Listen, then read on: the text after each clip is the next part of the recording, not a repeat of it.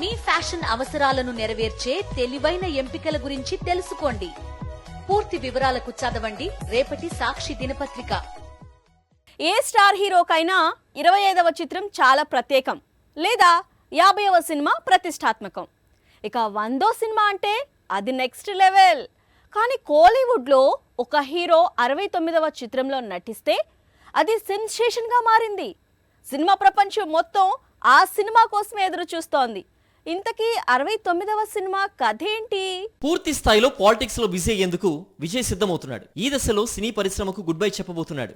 అందుకే గోడ్ తర్వాత విజయ్ నటించే ఆఖరి చిత్రంపై చాలా అంచనాలున్నాయి. దళపతి తన కెరీర్లో చివరి చిత్రాన్ని ఎలా ప్లాన్ చేస్తున్నాడనేది ఆసక్తికరంగా మారింది. అందరూ ఊహించినట్లే విజయ్ లాస్ట్ ఫిలిం పూర్తి స్థాయి పొలిటికల్ ఫిల్మ్ గా రానుంది. ఆ విషయం పోస్టర్ చూస్తేనే అర్థమవుతుంది. ప్రస్తుతం థియేటర్స్ లో సందడి చేస్తున్న గోట్ విజయ్ కెరీర్ లో 68వ చిత్రం. ఇప్పుడు వినోద్ తెరకెక్కించేది 69వ సినిమా. అందుకే విజయ్ 69వ సినిమాకు అంత క్రేజ్ ఉంది.